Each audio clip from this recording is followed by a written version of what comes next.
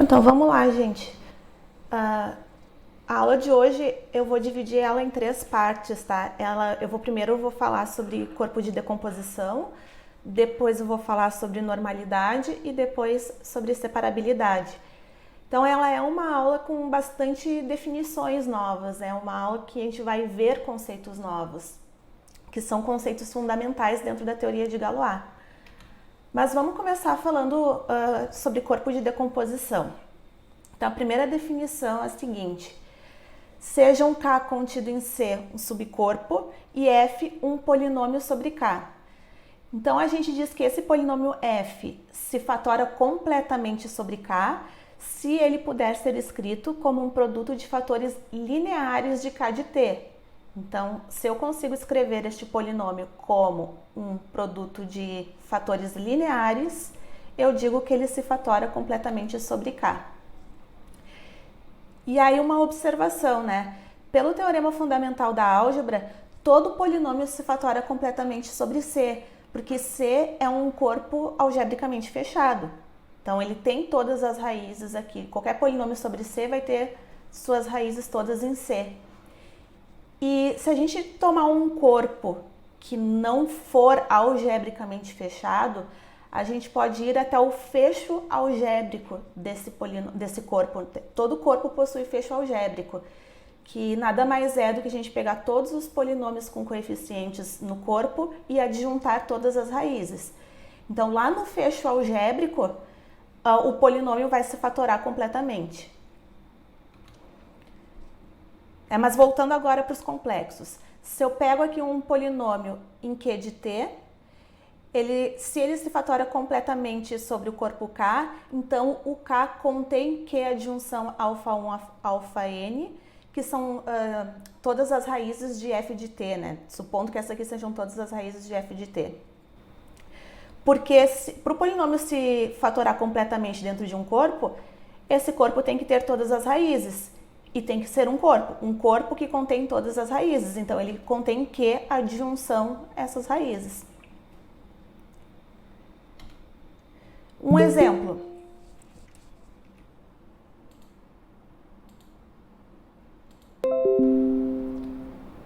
Opa!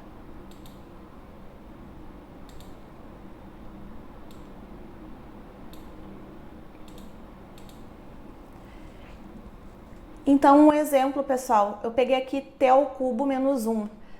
As raízes aqui são as raízes cúbicas da unidade. Então, suponha que w aqui seja uma raiz cúbica da unidade.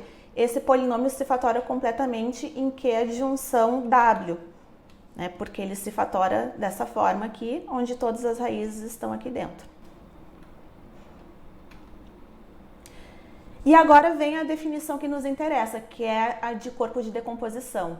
Então, um subcorpo sigma de C, ele é um corpo de decomposição para o polinômio f sobre o corpo K. Se, primeiro, né, o K está contido em sigma e o polinômio se fatora completamente sobre sigma, mas mais do que isso, tem que ser o menor corpo onde isso acontece. Então, o corpo de decomposição, ele é um corpo onde o polinômio se fatora completamente e é o menor com essa propriedade. Então, se a gente tivesse aqui um outro sigma' que tem essa propriedade do f se fatorar completamente sobre o sigma', então eles têm que ser iguais. E isso aqui é equivalente a dizer que o sigma é K adjunção α1, α2, αn, onde essas aqui são as raízes de f em sigma. Porque, por definição, K adjunção α1, α2, αn é o menor corpo que contém o K e que contém esses elementos aqui. E o meu corpo de decomposição também é o menor corpo, que contém o corpo base e as raízes do polinômio. Então, isso aqui são coisas equivalentes. Uma observação é que todo polinômio sobre um corpo K contido nos complexos, ele tem corpo de decomposição, porque C é algebricamente fechado. E aí eu vou de novo comentar no caso que a gente não tem um corpo algebricamente fechado. Então, se o K está contido em L e L não for um corpo algebricamente fechado, aí de novo a gente se estende lá para o fecho algébrico. Todo corpo tem fecho algébrico e ali todo polinômio vai possuir corpo de decomposição. Então, a teoria, embora a gente esteja trabalhando aqui dentro dos complexos, ela se estende para um corpo qualquer. Então, esse teorema me diz o seguinte: se K é um subcorpo de C e f de t é um polinômio com coeficientes em K, então existe único corpo de decomposição sigma para f sobre K. Mais ainda, o grau dessa extensão é finita. A demonstração. Bom, pessoal, a existência e unicidade já segue do fato do sigma ser o K adjunção alfa 1 até alfa n, onde esses alfa i são as raízes de f em C. Isso aqui já é um corpo de decomposição e já é único por construção. De fato, tá? Suponha que exista um outro sigma' que seja um outro corpo de decomposição. Esse corpo de decomposição, ele vai conter o K adjunção alfa 1 alfa n. Então, pronto, pela minimalidade, eles têm que ser iguais. Então, só tem um, existe, né, dentro dos complexos, existe e é único.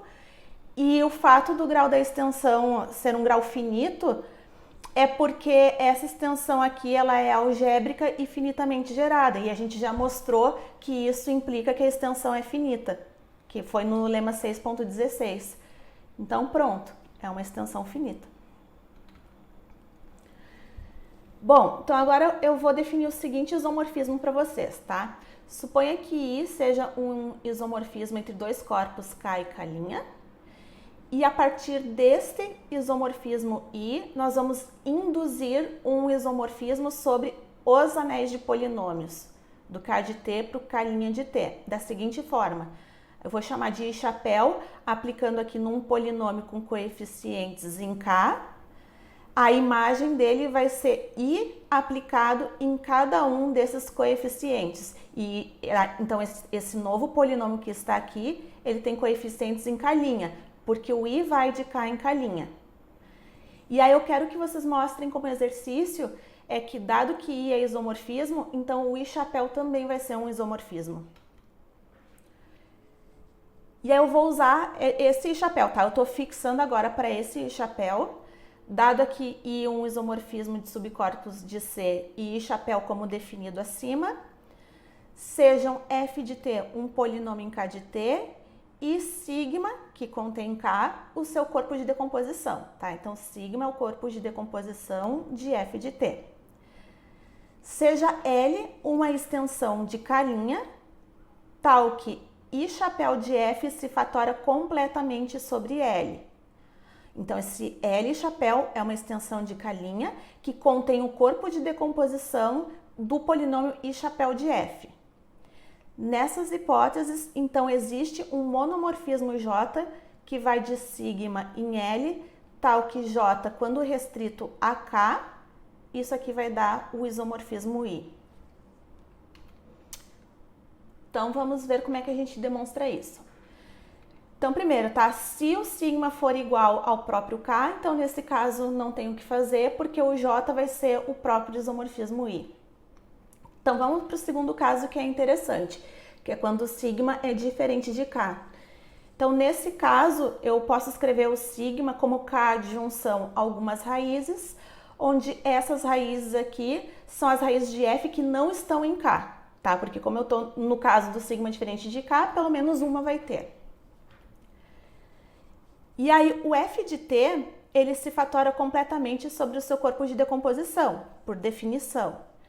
E por hipótese, eu estou dizendo que quando eu aplico o I chapéu nesse polinômio, isso aqui vai se fatorar completamente sobre o L. Bom, então suponha que o f tenha essa escrita aqui em fatores lineares, tá? Onde t menos alfa 1, t menos alfa n, esses carinhas aqui são os que não estão em K. E suponha, eu não estou dizendo que aqui tem todas as raízes de f, tá? Porventura poderia ter algumas raízes que já estão em K, mas aí eu não estou adjuntando elas aqui porque elas já estão dentro de K. E suponha ele então tem a alfa 1', alfa m', as raízes de f que estão em K, tá? Só para a gente escrever essa decomposição aqui completa. Então eu vou pegar aqui o alfa 1, esse elementinho aqui, que está aqui em sigma. O polinômio minimal m alfa 1 de t, né, que é um minimal de alfa 1, ele é um fator de f que é irredutível sobre K, supondo que ele seja o minimal de alfa 1 sobre K. E aí, bom, se ele é ele divide, né, o f de t, e mais se a gente aplica a i chapéu aqui nesse polinômio minimal, a i chapéu do m alfa 1 vai dividir a i chapéu de f. Por que isso aqui é verdade? Então, suponha aqui, ó, como m alfa 1 ele é um fator do f de t, então eu posso escrever esse polinômio f de t como m alfa 1 vezes um certo polinômio ht. Ele é um fator. E aí, quando a gente aplica a i chapéu, e usando que i chapéu é um isomorfismo, isso aqui vai ser igual a i chapéu de m alfa 1 e chapéu de ht. Então, esse i chapéu de m alfa 1 é um fator do i chapéu de f de t. Ou seja, né, ele divide, um divide o outro. Daí, como o i chapéu de f de t se fatora completamente sobre L, em particular, quando eu pegar esse fator aqui, esse fator também se fatora completamente sobre L. Então, suponha que eu escreva assim, ó, como fatores lineares, aqui em L de t. E aí, o m alfa 1, ele é, como ele é minimal, ele é mônico e irredutível. Então, quando a gente aplica o i chapéu, ele vai continuar sendo mônico, porque o i chapéu, ele aplica o izinho em cada um dos coeficientes do polinômio. Se ali eu olhar para o coeficiente do termo líder, é 1. Então, aplicando o izinho, isso aqui vai permanecer sendo 1. Então, essa imagem aqui vai continuar sendo um polinômio mônico. E ele também é irredutível, porque se esse cara aqui fosse irredutível, aí tu aplica a inversa do i chapéu aqui, isso implicaria que o m alfa 1 seria redutível, que é um absurdo porque o m alfa 1 é irredutível. Então, esse i chapéu do m alfa 1 é mônico e irredutível sobre o K'. Então, ele é o minimal do beta 1 sobre K'. Bom, aí a gente vai usar aquele teorema 5.16, que como a gente tem aqui um isomorfismo entre o K e o K' e tem um isomorfismo que leva o minimal do alfa 1 no minimal do beta 1, essas extensões aqui são isomorfas através de um isomorfismo J1 e esse J1 restrito a K daí. E mais que isso, a gente pode escolher esse isomorfismo de forma que o alfa 1 vá no beta 1. Aí agora o processo é indutivo. Então agora sigma é um corpo de decomposição para G, que é igual a F, definindo G como sendo F dividido pelo T menos alfa 1 sobre K adjunção alfa 1. Então olha só, deixa eu voltar aqui um pouquinho para mostrar para vocês. Agora, esquece o F, pega agora G. G eu estou dividindo por T menos alfa 1. Aí eu vou pegar aqui os outros fatores. Então, eu vou pegar ali para o alfa 2, o próximo da fila. Vou pegar o minimal m alfa 2. Aí vai ser tudo igual. O i do m alfa 2 também vai se fatorar completamente. Ele também vai ser mônico e irredutível. E vai ser um minimal de algum beta 2. Aí aplica o teorema 5.16 de novo, adjuntando aqui um alfa 2 e aqui um outro beta 2. Aí eu teria um K alfa 1 alfa 2 para um J2, né? De um K alfa 1 alfa 2 para um K' beta 1 beta 2. E assim eu vou repetindo até eu construir um monomorfismo J que vai de K adjunção alfa 1 alfa n, que é o nosso sigma, para K' adjunção beta 1, beta 2 até beta n. Só que esse K' adjunção beta 1, beta 2, beta n é um subcorpo do L. E aqui eu estou construindo um isomorfismo. Portanto, se eu olhar sobre L, isso vai me dar um monomorfismo desse sigma aqui para o L. E por construção, ele restrito a K vai dar o I. Então é isso, existe um monomorfismo. E aí agora o que realmente interessa para nós é esse caso aqui, ó, onde I ele é um isomorfismo e sigma' são os corpos de decomposição de F sobre K e do I chapéu de F sobre o K', tá? Eu tô fixando aquele mesmo I chapéu de antes, aqui respectivamente. Então agora vai existir um isomorfismo entre o sigma e o sigma', tal que J restrito a K é igual a I. Ou seja, eu estou dizendo que essas extensões aqui são extensões isomorfas. Antes eu tinha um monomorfismo porque eu estava pegando aqui um corpo L que continha o corpo de decomposição do I chapéu de F. Agora, quando eu restringo ao menor possível, ou seja, quando eu tomo o corpo de decomposição do I chapéu de F, isso vai me dar um isomorfismo. Então, aqui, pelo lema 9.5, vai existir um monomorfismo, um J do sigma para o sigma', tal que J restrito a K é I. Mas pela própria construção do J, a gente tem que o J aplicado em sigma é um corpo de decomposição para o I chapéu de F sobre o K' e que está contido no sigma'. Então, pela unicidade, esses caras aqui têm que ser iguais. Então, pronto. Então, exemplo.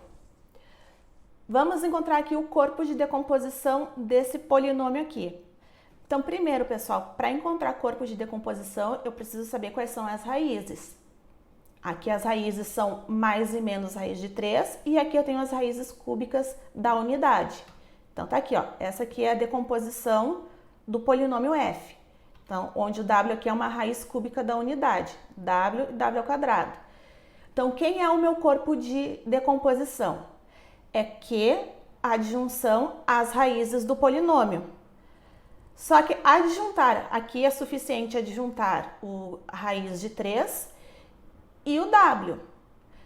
Só que mais que isso, adjuntar o raiz de 3 e o w é a mesma coisa que adjuntar isso aqui, ó. O Q adjunção raiz de 3i. Isso aqui vocês podem provar como exercício. Então, o corpo de decomposição deste polinômio aqui é Q adjunção raiz de 3i. Então, entenderam, né? Como que se encontra corpo de decomposição? É só pegar o polinômio, se o polinômio for sobre Q, é Q adjunção às raízes. Se for um polinômio sobre um corpo K, é K adjunção às raízes. E aí, bom, parte introdutória que era corpo de decomposição. Então, agora vamos para a segunda parte da aula, que é a parte da normalidade. Então, o que é uma extensão normal? Uma extensão de corpos L sobre K é normal se todo polinômio irredutível f sobre K que admite uma raiz em L se fatora completamente em L de T. Quer dizer que se ele tem uma raiz, então ele tem todas as raízes ali dentro. Exemplos. Essa extensão aqui, ó. Q adjunção raiz cúbica de 2 sobre Q não é normal. Por que ela não é normal? Primeiro, tá? T ao cubo menos 2, que é irredutível sobre Q, Eisenstein para Q igual a 2. Mas esse polinômio aqui, ele não se fatora completamente aqui dentro. Porque esse polinômio aqui tem uma raiz real e duas raízes complexas. Então, a decomposição dele é essa aqui, ó. Onde esse W aqui é a raiz cúbica da unidade. Então, ele tem uma raiz, mas não tem todas. Então, essa extensão aqui não é normal. E lembrem que na aula passada, quando eu dei um exemplo onde a correspondência de Galois não era objetiva, eu usei essa extensão aqui. E, de fato, ela não, a correspondência aqui não é objetiva porque ela não é normal. E agora a gente está vendo por que ela não é normal. Porque aqui tem um polinômio irredutível sobre Q, mas que não se fatora completamente ali dentro. Por outro lado, a extensão C sobre R é normal, porque todo polinômio sobre R, irredutível ou não, se fatora completamente em C de T. Então, uma observação.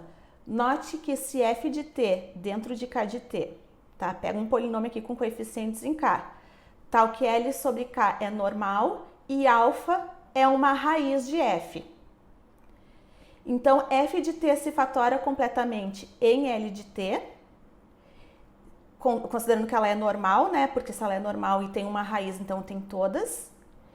E, portanto, o corpo L contém o corpo de decomposição para f sobre k.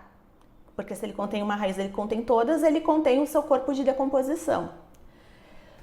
No caso em que a gente está trabalhando com extensões finitas, normalidade e corpo de decomposição estão conectados da seguinte forma. Se a extensão for normal e finita, então o L é corpo de decomposição para algum polinômio sobre K. Então, essa conexão aí ocorre quando a gente está trabalhando com extensões que são finitas. Normal e infinita é equivalente a ser corpo de decomposição para algum polinômio sobre K. Bom, como é que a gente mostra isso? Então, vou supor primeiro que a extensão é normal e finita. Pelo fato dela ser finita, isso implica que ela é algébrica e finitamente gerada. Não estou ainda usando normalidade, tá? Pelo lema 6.16. Se ela é algébrica e finitamente gerada, eu posso escrever esse L como K de junção α1, αs, um número finito de elementos, onde cada um desses elementos vai ser algébrico sobre o corpo base.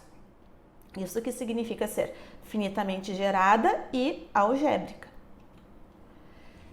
Então, eu vou chamar aqui de MJ o polinômio minimal do αj sobre K.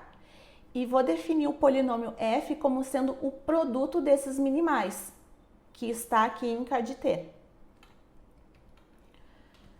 Como cada MJ ele é minimal, ele é então irredutível sobre K, αj é uma raiz, αj está dentro desse corpo aqui, e aí agora eu vou usar a normalidade da extensão, que eu não tinha usado até então. Se ele tem uma raiz aqui dentro, então ele tem todas, ele se fatora completamente sobre L. E isso vale para todo J. Então, o polinômio f, que foi definido ali como produto desses minimais, se cada minimal se fatora completamente, então o f se fatora completamente sobre L. Então, como o f se fatora completamente sobre o L contém o corpo de decomposição. Só que, por outro lado, o L é K de junção α1 até αs. E isso aqui está contido no seu corpo de decomposição. O que poderia acontecer? Poderia acontecer da gente ter a raiz aqui α1 αs sendo algumas raízes de f, mas não necessariamente todas, porque eu estou tomando aqui o f como sendo o produto dos minimais, e eu estou pegando para cada minimal uma raiz ali dentro, uma raiz do M1, uma raiz do M2, mas não precisariam ser lineares, poderiam ter mais raízes ali dentro. Só que o corpo de decomposição aqui não vai ser maior pelo que a gente mostrou aqui em cima, pelo fato da extensão ser normal. Então, se cada MJ tem uma raiz, vai ter todas as raízes ali dentro. Então, essa inclusão contrária aqui ocorre e esses corpos aqui são iguais. Então, aqui entra o fato da normalidade.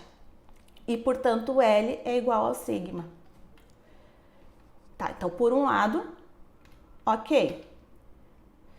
Agora, suponha que L é o corpo de decomposição para algum polinômio G sobre K.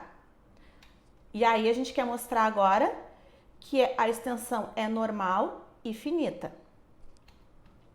Então, vamos lá. Bom, se ela é o corpo de decomposição para algum polinômio G sobre K, eu posso escrever esse L como um K de junção α1, α2, αs, onde essas aqui são as raízes de G. Poderia aqui acontecer de estarem todas em K, tá? Aqui eu não estou fazendo distinção. Mas o que interessa para nós, tá? O L vai ser escrito como K de junção essas raízes de G, ou seja, essa extensão aqui L sobre K, ela é uma extensão algébrica e finitamente gerada. E aí, se ela é algébrica e finitamente gerada, ela é finita, pelo lema 6.11 de novo. Muito bem. Então, seja agora f um polinômio irredutível sobre K. E sem perda de generalidade, vamos supor que ele é mônico.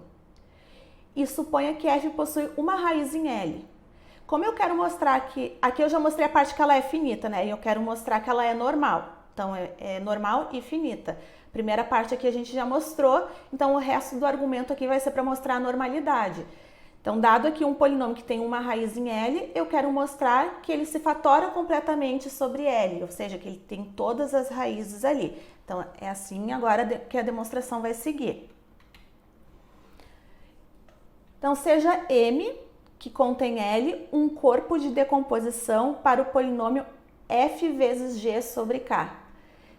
E note que M possui todas as raízes de f e de g, porque o que é o produto aqui dentro do anel de polinômios? É f vezes g aplicado em t é f de t vezes g de t. Então, as raízes, se ele contém todas as raízes desse polinômio f vezes g, ele contém todas as raízes de f e todas as raízes de g. Bom, então eu vou pegar aqui, suponha que θ1 e θ2 são duas raízes de f em M, aqui dentro desse corpo de decomposição, tá? Como f é mônico e irredutível sobre k, ele é um minimal de θ1 e também de θ2 sobre k. E aí lembrem que quando a gente tem θ1 e θ2 tendo o mesmo minimal, essas extensões aqui são isomorfas. E aí, se essas extensões aqui são isomorfas, né, porque θ1 e θ2 têm o mesmo minimal, o grau delas é igual. Então, o grau de kθ1 sobre k é igual ao grau de θ2 sobre k. Essa parte da normalidade, pessoal, vai ser uma jogadinha usando torre de extensões, tá? De comparação de grau. É um pouquinho ardiloso, mas vocês vão ver que é só a torre de extensões que a gente vai usar. Então, aqui a gente vai pegar essas duas torres de extensões, tá? O K contido em K adjunção θ1, que está contido em L adjunção θ1, que está contido em M, porque M contém o L e também contém o θ1. E a mesma coisa aqui para o θ2, tá? O K está contido em K adjunção θ2, que está contido em L adjunção θ2, que também está contido em M. Mais ainda, para que tanto θ1 quanto θ2, o K obviamente está contido em K adjunção θ1 e também está contido em K adjunção θ2. E o L está contido em L adjunção θ1 e L adjunção θ2. E ainda a gente tem essa torrezinha, né? K contido em L, contido em M. Então, olha só qual é a jogada. Pega essa extensão aqui, ó. L adjunção θj, aqui o J pode ser 1 ou pode ser 2, tá? Porque vale a mesma coisa. Sobre K. E por um lado, quebra ela usando torre de extensões assim, ó. Do L θj para o L e depois do L para o K. Então, isso aqui, ok? E por outro lado, quebra ela assim, ó. Do L θj para o K θj e depois do K θj para o K. Então, são duas formas de quebrar essa mesma extensão aqui. Só que, então, esse lado esquerdo é igual a esse lado direito. E agora a gente vai fazer uma comparação desses graus. Como L é o corpo de decomposição para G sobre K, segue que o LθJ é o corpo de decomposição para G sobre o KθJ. Não importa aqui se eu coloco Lθ1 sobre Kθ1 e Lθ2 sobre Kθ2. Vale a mesma coisa para os dois. Então, a gente tem aqui, ó, essas duas extensões aqui são isomorfas. Esse aqui é o corpo de decomposição para o G sobre Kθ1 e esse aqui é o corpo de decomposição para o G sobre Kθ2. E a gente provou que se isso aqui acontece, então essas extensões aqui são isomorfas, que a gente mostrou agora há pouco pelo teorema 9.6. Se essas extensões aqui são isomorfas, elas têm o mesmo grau. Então, olha só, vale isso aqui. Volta lá para a nossa decomposição, lá usando a torre de extensões. Eu tinha Lθ1 sobre L, L sobre K, igual a Lθ1 sobre Kθ1, Kθ1 sobre K. Daí agora, eu mostrei que o grau dessa extensão aqui, ó, do Lθ1 sobre o Kθ1 é igual ao Lθ2 sobre Kθ2. Essas duas extensões aqui, o grau delas é igual porque essas extensões são isomorfas. E a mesma coisa do Kθ1 para o K e o Kθ2 para o K. também são isomórficas porque θ1 e θ2 têm o mesmo minimal. Então, vale essa igualdade aqui. E por outro lado, isso aqui é igual a quebrar a extensão dessa forma, né? Lembra que a gente quebrou a extensão grande, que era lá do Lθ1 para o K, e depois do Lθ2 para o K, de duas formas, né? Então, agora eu vou usar essa aqui, do Lθ2 para o L e do L para o K. Aí, compara esse lado aqui esquerdo com o lado direito. Então, daqui segue que o Lθ1 sobre o L tem que ser igual a Lθ2 sobre o L, onde θ1 e θ2 são duas raízes quaisquer do polinômio irredutível f. E eu estou pegando duas raízes lá dentro do corpo de decomposição. Agora, se o f possuir uma raiz em L, a princípio eu estava lá no seu corpo de decomposição, mas agora eu estou supondo, se o f tiver uma raiz dentro de L, então o grau dessa extensão aqui vai ser 1, essa extensão vai ser trivial. E como esses graus aqui são iguais, quaisquer que sejam duas raízes do polinômio f, então qualquer outra raiz θ2, isso aqui também vai acontecer, o que implica que se uma estiver ali dentro, a outra também vai ter que estar, porque o grau dessa extensão também vai ser 1. Ou seja, a extensão é normal. Se ela tem uma raiz ali dentro, então todas as raízes obrigatoriamente vão ter que estar ali dentro. E isso aí foi a gente conseguiu mostrar isso usando uma comparação de graus, usando torre de extensões.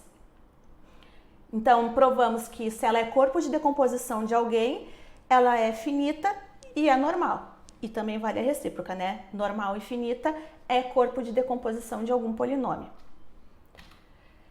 Então, exemplo, vejam bem que agora a gente tem uma forma de caracterizar as extensões que são normais e finitas. Então, Q adjunção raiz de 5 sobre Q, ela é normal, porque Q adjunção raiz de 5 é corpo de decomposição de T ao quadrado menos 5. Deixa eu só ver se vocês estão aí me olhando, tá?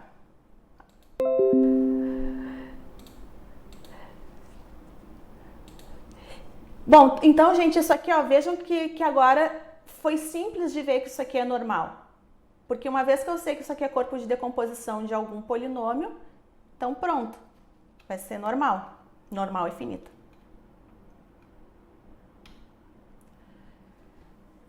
Então, bem, agora a gente vai para a terceira parte da aula, que é a parte da separabilidade. E aí entra mais um conceito novo. Então, seja um K, aqui um subcorpo de C, e F, um polinômio irredutível sobre K. Aqui, pessoal, eu estou chamando a atenção, porque como eu estou definindo separabilidade, eu estou definindo isso para polinômios de grau maior ou igual a 1. Então, dizemos que F é separável sobre K, se ele admite somente raízes simples em C. Ou se a gente fosse lá para um corpo qualquer, dentro do seu fecho algébrico, ou aqui ainda dentro do seu corpo de decomposição. Então, primeiro, né, para a gente falar em polinômio separável, eu estou falando num polinômio que tem raiz e que só tem raízes simples. Ele não tem raízes múltiplas.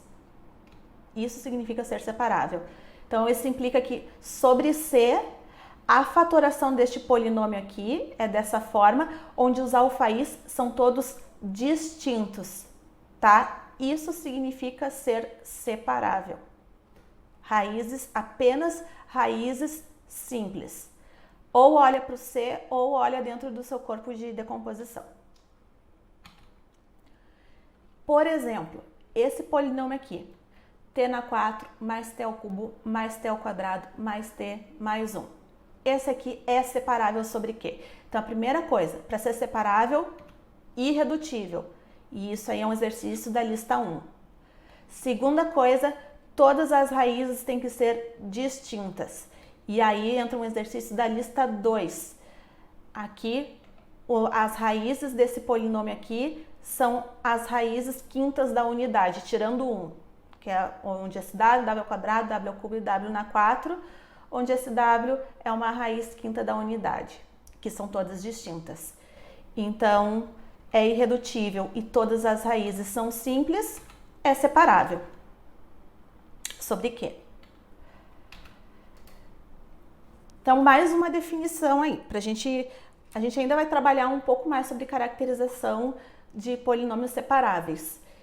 Então, suponha que K seja um subcorpo de C e que o f de t tenha essa forma aqui, ó, um polinômio com coeficientes em K. Então, a gente define a derivada formal de f como sendo o polinômio df, dado por a1 mais 2a2t mais n a n t na n menos 1 em K de t. Isso aí é a derivada, tá, pessoal? Todo mundo já sabe, a derivada de polinômios. E aí eu vou deixar as propriedades de derivada para vocês fazerem como exercício, tá? Que a derivada da soma é a soma das derivadas e que a derivada do produto segue aqui a regra do produto, né? É a derivada da f vezes g mais f vezes derivada de g. E que, em particular, quando a gente tiver uma constante, né? Ou seja, um elemento do corpo, então a derivada de lambda f vai ser lambda df, porque aí nesse caso o d lambda vai ser zero, né? Essa parte aqui vai zerar. Então, essas propriedadezinhas aqui fica como exercício para vocês verificarem, tá? Propriedade de derivada de polinômios. Agora, o que interessa para nós aqui? Então, pega aqui um polinômio com coeficientes em K de t, né, contido em C de t, e suponha que sigma seja o seu corpo de decomposição. Então, f tem raiz múltipla em sigma, C e somente C, f e df tem fator comum não constante em K de t.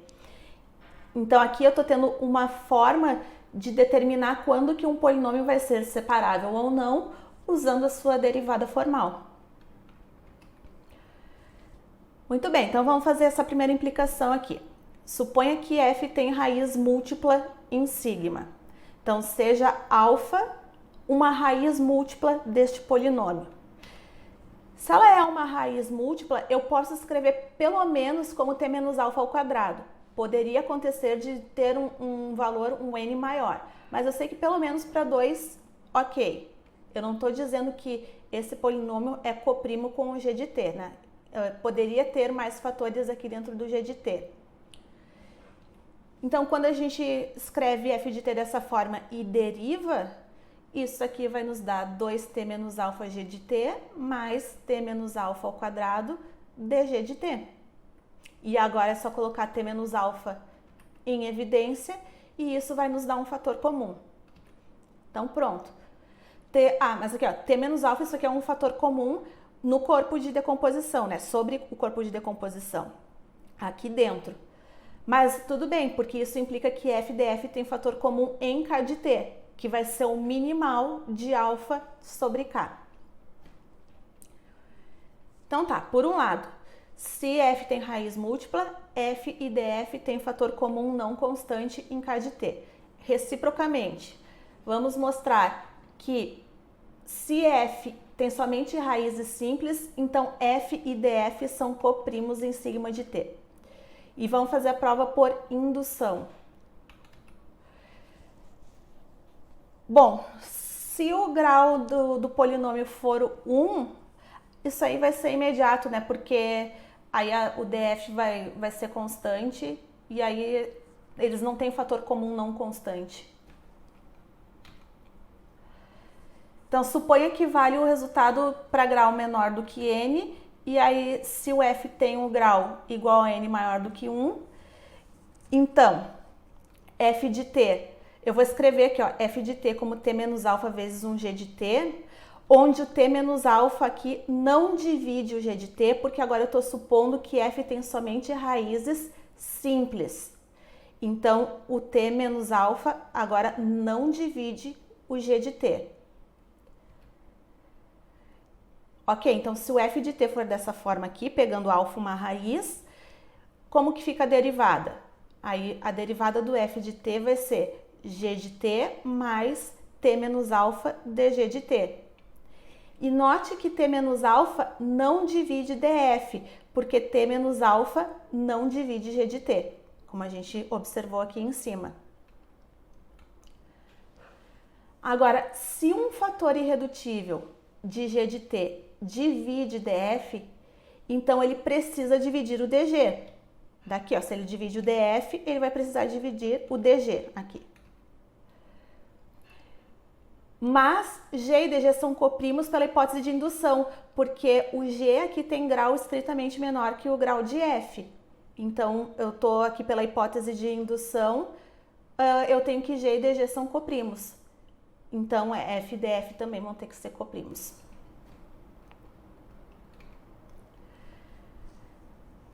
Então, agora, gente, se K é um subcorpo de C, todo polinômio irredutível sobre K é separável sobre K.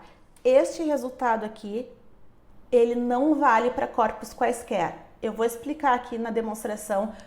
Agora a gente usa que a gente está trabalhando dentro de subcorpos dos complexos. Na verdade, aqui o que interessa é que é um corpo de característica zero, mas eu vou explicar. Quando a gente for para um corpo de característica P, esse resultado é falso. Então, como é que a gente demonstra, tá? Dentro dos complexos, todo polinômio irredutível vai ser separável. Isso é forte, porque eu estou dizendo que dentro dos complexos, bom, separabilidade é só olhar para o polinômio irredutível. Então, um polinômio f sobre k é não separável se e somente se f e df tem fator comum não constante em k de t. Então, assim, ó, nesse caso, como f é irredutível, o fator comum deveria ser o próprio polinômio. Um fator comum não constante seria um polinômio que dividiria f, mas sendo f irredutível, tem que ser ele o próprio polinômio. Só que o grau da derivada é menor, estritamente menor que o grau de f. Então, para que o f seja um fator comum entre f e df, a única possibilidade é que o df seja zero. Daí eu consigo ter o f como um fator comum. E qual é o problema se a derivada for zero? Então, se o polinômio, aqui eu for dessa forma aqui, tá? E aí a gente aplica a derivada e dizer que a derivada é zero é equivalente a dizer que n a n é igual a zero para todo n maior do que zero. Aqui, pessoal, é que tem a questão da gente estar dentro dos complexos. O que significa n a n? Isso aqui é um número natural vezes um coeficiente que está no corpo. Isso aqui significa an mais an mais an n vezes. E eu estou dizendo que isso aqui é igual a zero.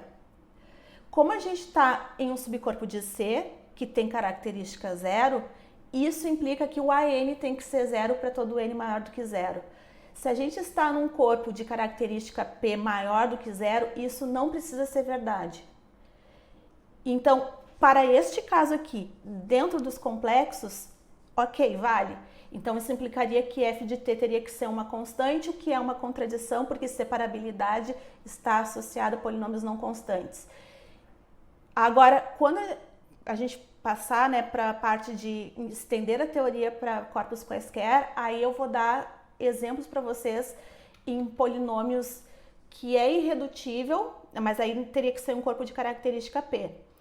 Irredutível e que não é separável.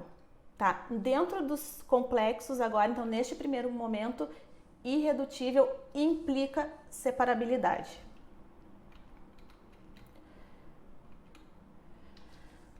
Muito bem. Então, a gente definiu, né, um polinômio separável. Ele é um polinômio irredutível que só tem raízes simples. Agora, o que é um elemento separável?